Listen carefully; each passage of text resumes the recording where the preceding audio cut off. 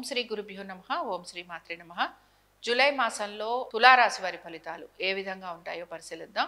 ప్రధానంగా గమనించాల్సిన విషయం ఏంటంటే జూలై 13వ తారీఖు నుంచి కూడా ఇక్కడ శని వక్రగతి ప్రారంభమవుతోంది.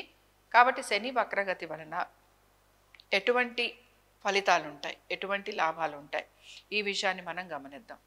బేసిక్గా ఇక్కడ విషయం గమనించాల్సింది ఏంటంటే మీ జీవితంలో ప్రధానంగా ఇక్కడ సీక్రెట్గా ఉండే విషయాలు ఏవైతే ఉంటాయో వాటిని సీక్రెట్గా ఉంచడం మంచిది. వాటి గురించి ప్రస్తావించకండి, వాటి గురించి ఎక్కడ మాట్లాడకండి. రెండో విషయం ఏమిటి అనంటే మీది అనుకున్న ఏ విషయమైనా సరే మీరు ఎంత పొజెసివ్గా ఉండాలి అని ప్రయత్నం చేస్తూ ఉంటారో వారు అంత మీ నుంచి దూరంగా ఉండే అవకాశాలు కనపడుతూ ఉంటాయి. సో ఇది రెండో విషయం. మూడో విషయం, ప్రేమికులు ఎవరైతే వివాహ ప్రయత్నాలు చేస్తూ ఉంటారో వారికి కూడా కొంతవరకు ప్రయత్నం అనేది ముందుకు వెళ్ళే అవకాశాలు కనపడుతున్నాయి. కానీ ఇది కంప్లీట్గా ఇవాళ ఈరోజు వివాహం చేసుకుంటారు అని చెప్పుకోవడానికి లేదు. నాలుగో విషయం ఏంటంటే కొత్త స్నేహితులు అయ్యే అవకాశం ఎక్కువగా ఉంటుంది. ఈ కొత్త స్నేహితుల వలన ఇబ్బందులు ఎదుర్కొనే పరిస్థితులు కూడా మీకు కనపడుతూ ఉంటాయి. కాబట్టి ఇది నాలుగో విషయం. ఐదో విషయం, సంతానం, వారి విద్య. సంతానం ఒక ఆరోగ్యం గురించి జాగ్రత్త తీసుకోవాలి. దీంతోపాటు వారి విద్య పట్ల కూడా, అంటే వారి విద్యకి సంబంధించి, వారి ఎడ్యుకేషన్కి సంబంధించి మీరు కొన్ని జాగ్రత్తలు తీసుకుంటూ ముందుకెళ్లాల్సిన పరిస్థితులు కనపడుతూ ఉంటాయి. దీంతోపాటు ముఖ్యంగా ఎవరైతే కాంపిటేటివ్ ఎగ్జామ్స్ ప్రిపేర్ అవుతారో, రాస్తున్నారో, రాయాలనుకుంటున్నారో వారు ఎక్కువగా ఇబ్బందికి గురయ్యే అవకాశాలు కూడా కనపడుతున్నాయి. ఇంకా వీటన్నిటితో పాటు ఎవరైతే మ్యూచువల్ ఫండ్స్లో పెట్టుబడులు పెడుతూ ఉంటారో, ఎవరైతే కొంతవరకు మాకు హెల్ప్ కావాలి, ఆర్థికమైన హెల్ప్ కావాలి అని కోరుకుంటూ ఉంటారో వారికి మాత్రం కొంతవరకు అనుకూలత అనేది కనపడుతోంది. అంటే ఇక్కడ ఇంకొంచెం క్లారిటీ ఇస్తాను. మ్యూచువల్ ఫండ్స్లో పెట్టుబడులు పెడుతున్న వారికి పెద్దగా మార్పులు అనేవి కనిపించవు. కానీ మీరు గనక మీ పాత రుణాలు తీర్చాలి అని అనుకుంటే, మీ స్నేహితుల సహాయం గనక మీరు కోరుకుంటూ ఉంటే మీకు వారు సహాయం చేసే అవకాశాలు ఎక్కువగా ఉంటాయి. సో ఒక రకంగా మీరు మీ రుణాలు తీర్చేందుకు మీ స్నేహితులు మీకు హెల్ప్ చేస్తారు.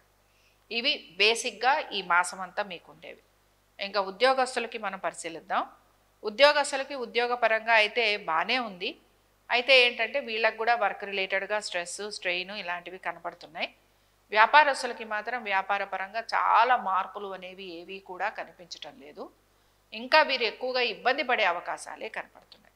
ఇంకా రైతులకి గనక మనం చూస్తే రైతులకి సంబంధించి కూడా చాలా మార్పులు అనేవి ఏవి కూడా కనిపించటం లేదు. వీరు కూడా వీరికి కొంత సహాయం అయితే లభిస్తుంది.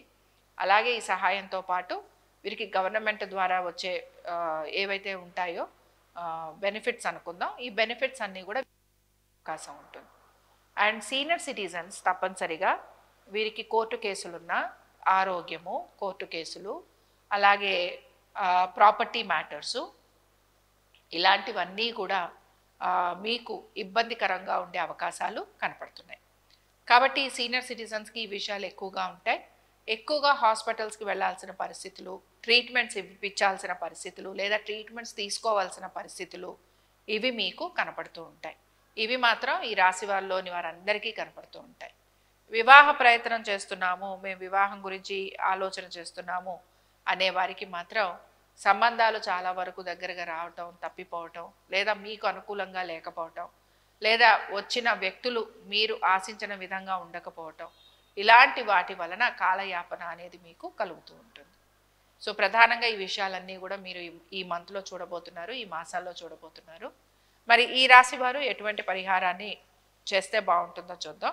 ఈ రాశి వారు ప్రధానంగా ఏంటి అనంటే కోర్టు విషయాలు ఎక్కువగా ఉండబోతున్నాయి గనక, అలాగే కొంతవరకు సమస్యలు, ఇందాక మనం చెప్పుకున్నట్టుగా రుణబాధలు. కాబట్టి మీరు ఏం చేస్తూ ఉంటారంటే రుణబాధలు తగ్గటం కోసం మీరు మాత్రం రుణ విమోచక అంగారక స్తోత్రం చదువుతూ ఉండండి. దీంతో పాటు రామరక్షా స్తోత్రం చదువుతూ ఉండండి. దీనివల్ల చాలా మంచి ఫలితాలు అనేవి మీకు కనపడుతూ ఉంటాయి. ఇవి తులారాశి వారి ఫలితాలు. శుభం.